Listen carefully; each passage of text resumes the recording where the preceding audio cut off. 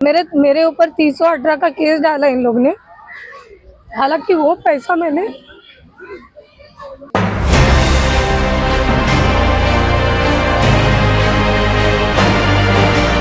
मेरा नाम सुरेखा संजय यादव है। मैं एक मतलब मेरा फंड था मेरा मम्मी का।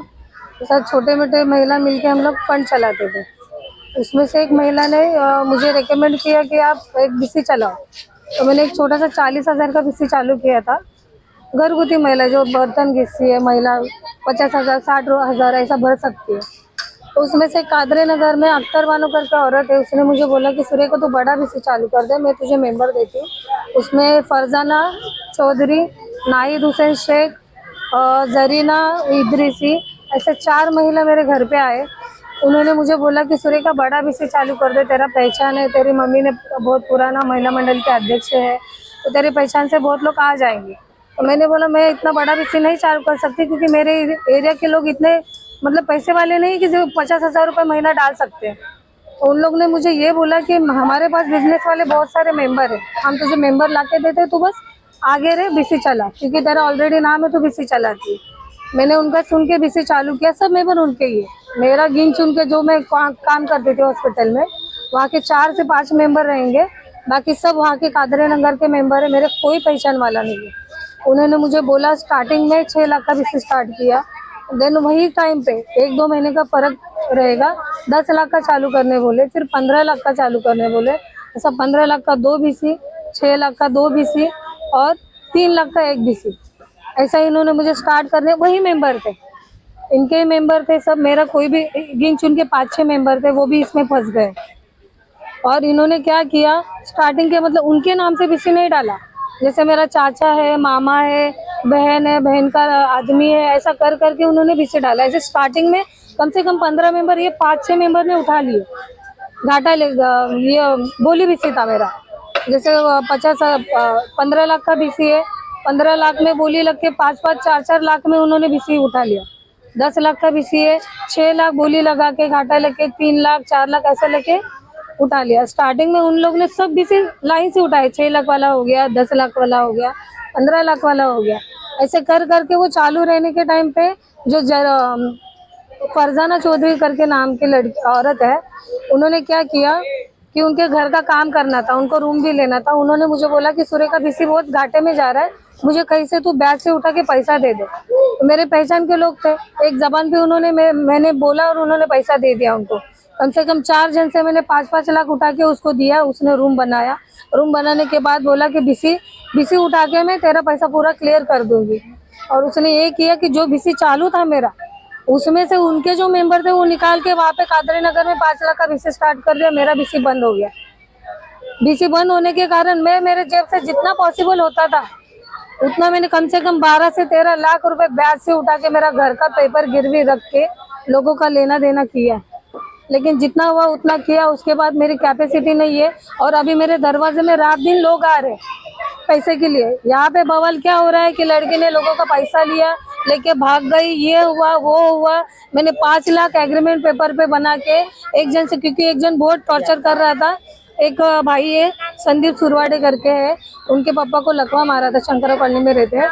उन्होंने बोला दीदी मेरे पापा का ऐसा हो गया, मेरा 2 लाख है वो मुझे रिटर्न करवा दो। मैंने इमरजेंसी में, मेरे पास नहीं था, तो मैंने घर का रूम भाड़े से देने के इस पे 5 लाख उठाया। इनमें से एक रईसा अमजद अमजद अमजद कुछ तो नाम है उनका, रईसा। उन्होंने मुझे बोला कि 3 लाख पे तुमको 15 लाख का लोन निकाल के देती हूँ। इनके ही ग्रुप की है वो, इनके मतलब इन्होंने बोला तब मैं वहाँ पे गई थी। तो वो 5 लाख उठा के मैंने उनको 3 लाख दिया और 2 लाख वो भाई को दिया। वो पूरा मेरे पास प्रूफ है, मेरे पास रिकॉर्डिंग है, मेरे पास गूगल पे किया हुआ सब प्रूफ है। मैंने 1 रुपए का कोई प्रॉपर्टी नहीं लिया है। इन लोग हर जगह पे बवाल कर रहे कि इसने बीसी खाया, बहुत सारा प्रॉपर्टी लिया है, बहुत सारा जगह पे रूम लिया है, ऐसा पूरा हर जगह पे।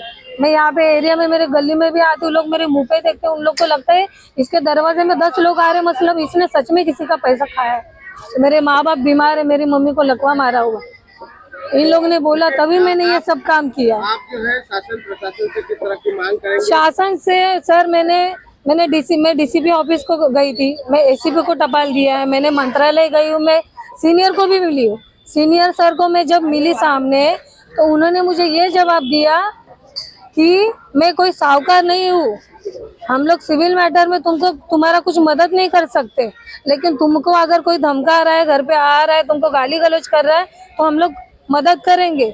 उस रिगार्डिंग उन्होंने मुझे एनसी दिया है नॉर्मल, लेकिन उन लोगों के खिलाफ नहीं लिया, कुछ एक्शन नहीं लिया। मेरा क्या कहना है कि अगर मैं फंसी हूँ, जैसे ऐसे बहुत सारे ग्रुप है इन लोग ने अभी बीच में 5-6 महीने में बहुत सारे लोगों ने ऐसे बीसी चला के फ्रॉड किया है।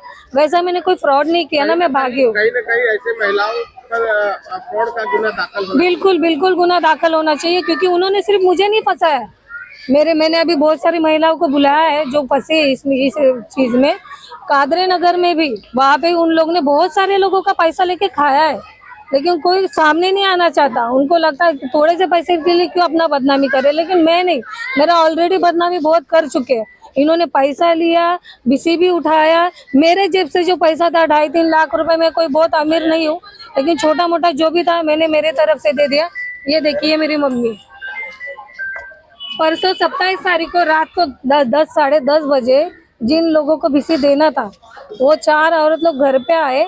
पापा ने देखा, मेरी बड़ी लड़की और मेरी मम्मी को घर में ताला लगा के बाहर निकल गए। उन लोग मेरे बट्टे पे सो गए थे, दरवाजे पे सो गए और मेरे को काटने मारने की धमकी दी। मैंने रिकॉर्डिंग की है, मेल भेजा है। चौकी में कम से कम 4 से 5 बार 100 नंबर को कॉल किया, कोई आया नहीं। जब मेरे पापा चौकी में गए तब उन्होंने बोला कि तुम लोग का हमेशा का नाटक है। हमेशा का मतलब मैं चौकी में नहीं जाऊंगी गुहार लगाने तो कहाँ पे जाऊंगी? अगर तुमको न्याय नहीं देना है ना तो चौकी के बाहर लिख के ये डिक्लेयर कर दो कि मैं हमारे चौकी में कोई आने का नहीं, मदद मांगने के लिए कोई जाएगा नहीं चौकी में। मैं फांसी लगा के लटक के मर जाऊंगी सबका नाम लेके, क्योंकि आज मेरी माँ, मैं, हम लोग ये तिलक नगर ना प्रशासन ना एरिया में कोई मदद कर रहा है। पुलिस अधिकारी आपको मदद नहीं कर रहे? जी नहीं, कुछ नहीं मदद किया। अमोल साड़ू के साहब के हाथ में केस है। डीसीपी समीर शेख और जो महेश पाटिल सर है, डॉक्टर महेश पाटिल, जी, ज्वाइंट सीपी और कमिश्नर सर से किस तरह की मांग करेंगे? मैं मांग ये करूंगी सर कि मैंने किसी का पैसा खाया नहीं, मेरे ऊपर गलत केस डाला गया है। मेरे ऊपर 318 का केस डाला इन लोग ने, हालांकि वो पैसा मैंने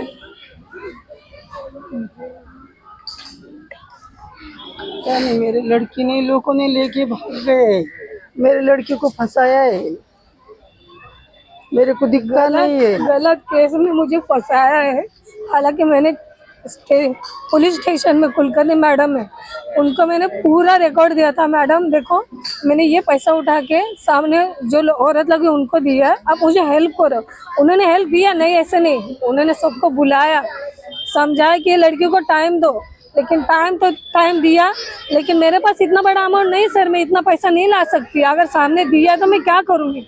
मेरा हाथ जोड़ के सबसे विनती है, मैं प्रशासन से भी यही बोलूँगी, मैं कोई प्रशासन के खिलाफ नहीं हूँ, लेकिन मैं अगर 8 महीने से तुम्हारे तरफ गुहार लगा रही हूँ, तुम्हारे दरवाजे पे आ रही हूँ 4 बार, तो मुझे न्याय क्यों नहीं दे रहे हो तुम लोग? क्या रीजन है? कुछ कारण बताओ, मुझे बुलाओ, मैं गलत हूँ, मैं आ रही हूँ चौकी में। अगर नहीं मिला तो अगला कदम क्या होगा? अगला कदम ये रहेगा सर, क्योंकि दरवाजे में मैं फांसी लगा के मर जाऊंगी सर, क्योंकि मेरी 2 लड़कियां है, मेरे आगे पीछे कोई है नहीं मदद करने वाला। यहाँ पे एरिया में भी कोई ऐसा है नहीं बंदा कि मेरे दरवाजे में 4 लोग आ रहे, गाली गलौज करे, कोई पूछने भी नहीं आता कि क्या हुआ है, क्यों हुआ है। उल्टा मेरे बारे में गलत सलत यहाँ पे अफवाह फैलाई जा रही है, भाग गई, ये कही, ये गुनाह किया, वो गुनाह किया। आज बचपन से मैं यहाँ पे रहती हूँ, कोई मुझे बोल नहीं सकता कि मैं किसी के दरवाजे में खड़ी रही हूँ। अभी मराठी में ले लेते हैं। निष्पक्ष बातम्या, नवा दृष्टिकोन, युवा स्तंभ न्यूज नेटवर्क।